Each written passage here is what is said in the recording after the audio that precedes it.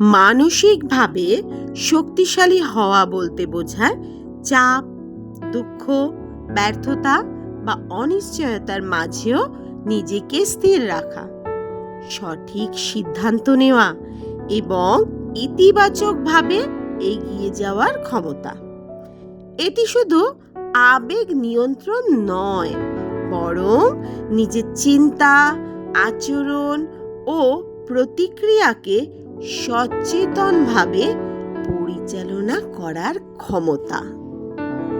আজ আমরা মানসিকভাবে শক্তিশালী হওয়ার বেশ কয়েকটি পদ্ধতি নিয়ে আলোচনা করব। চলুন তাহলে সেই পদ্ধতিগুলো আপনাদের কাছে তুলে ধরি। 1 নম্বর, নিজেকে গ্রহণ করুন। নিজের ভুল, দুর্বলতা ও সীমাবদ্ধতা মেনে নেওয়া মানসিক শক্তির প্রথম ধাপ। এতে অপ্রয়োজনীয় আত্মদোষ কমে এবং আত্মসম্মান বাড়ে। 2 নম্বর, ইতিবাচক চিন্তা করুন। নেতিবাচক চিন্তা আসতেই পারে, কিন্তু সেটাকে স্থায়ী হতে দেবেন না। প্রতিটি পরিস্থিতিতে ভালো দিক খোঁজার চেষ্টা করুন। 3 নম্বর, লক্ষ্য নির্ধারণ করুন। জীবনের দিক নির্দেশনা না থাকলে মন দুর্বল হয়ে পড়ে। ছোট ও বড় লক্ষ্য ঠিক করুন এবং ধাপে ধাপে এগিয়ে যান।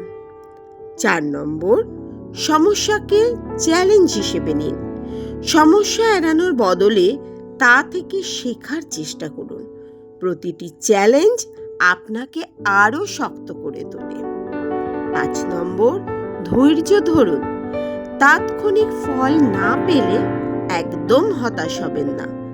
দীর্ঘমেয়াদে কাজ করলে ফল পাওয়া যায়, এটা বিশ্বাস রাখুন। 6 নম্বর, আত্মবিশ্বাস বাড়ান। নিজের দক্ষতা ও অর্জনগুলো মনে রাখুন। প্রতিদিন নিজেকে বলুন, আমি পারবো, হ্যাঁ আমি পারবো।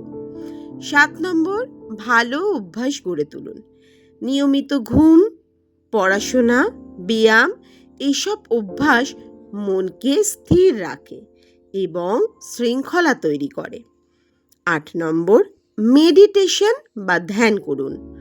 প্রতিদিন 5 থেকে 10 মিনিট ধ্যান করলে মন শান্ত হয়, স্ট্রেস অনেক কমে এবং মনোযোগ বাড়ে। 9 নম্বর, শরীরের যত্ন নিন। শারীরিক অসুস্থতা মানসিক দুর্বলতাকে তৈরি করে, তাই স্বাস্থ্যকর খাবার ও ব্যায়াম জরুরি। 10 নম্বর, ব্যর্থতা থেকে শিক্ষা নিন। ব্যর্থতা মানেই কিন্তু শেষ নয়, এটি শেখার একটা সুযোগ। কোথায় ভুল হয়েছে তা বিশ্লেষণ করুন। 11 নম্বর, অন্যের মতামত নিয়ে বেশি চিন্তা করবেন না। সবাইকে খুশি রাখা কখনো সম্ভব নয়। নিজের মূল্যবোধ অনুযায়ী চলুন। 12 নম্বর, কৃতজ্ঞতা চর্চা করুন। প্রতিদিন অন্তত 3টি বিষয় লিখুন যেগুলোর জন্য আপনি কৃতজ্ঞ। এতে মন ইতিবাচক হয়। 13 নম্বর, নিজের আবেগ প্রকাশ করুন।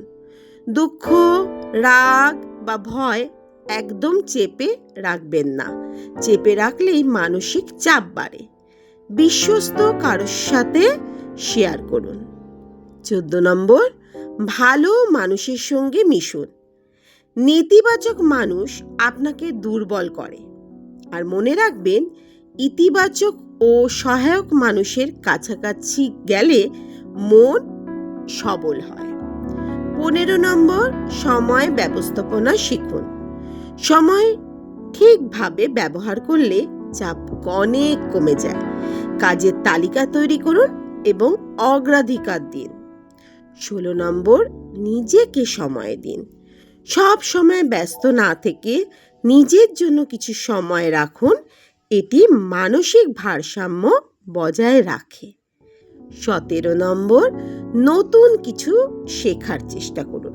নতুন দক্ষতা আত্মবিশ্বাসকে বাড়ায় এবং মস্তিষ্ককে সক্রিয় রাখে। 18 নম্বর, না বলতে শিখুন। অতিরিক্ত দায়িত্ব নেওয়া মানসিক চাপ বাড়ায়। প্রয়োজন হলে বিনয়ের সাথে না বলুন। 19 নম্বর, নিজেকে অনুপ্রাণিত রাখুন। অনুপ্রেরণামূলক বই পড়ুন, ভিডিও দেখুন বা সফল মানুষের গল্প পড়ুন। 20 নম্বর, ছোট ছোট সাফল্য উদযাপন করুন। ছোট অর্জনগুলোকে গুরুত্ব দিন, এতে আত্মবিশ্বাস বাড়ে এবং এগিয়ে যাওয়ার শক্তি পাওয়া যায়। তাই মানসিক শক্তি, মনে রাখবেন, সেটা কখনো জন্মগত নয়, এটি অভ্যাস ও চর্চার মাধ্যমে তৈরি হয়। প্রতিদিন একটু একটু করে নিজের চিন্তা, আচরণ ও জীবনধারা উন্নত করলে আপনি ধীরে ধীরে আরও দৃঢ়, আত্মবিশ্বাসী ও স্থিতিশীল হয়ে উঠবেন। জীবনের কঠিন সময়গুলোকে ভয় না পেয়ে শেখার সুযোগ হিসেবে নিলে সেখান থেকেই আসল মানসিক শক্তির জন্ম হয়।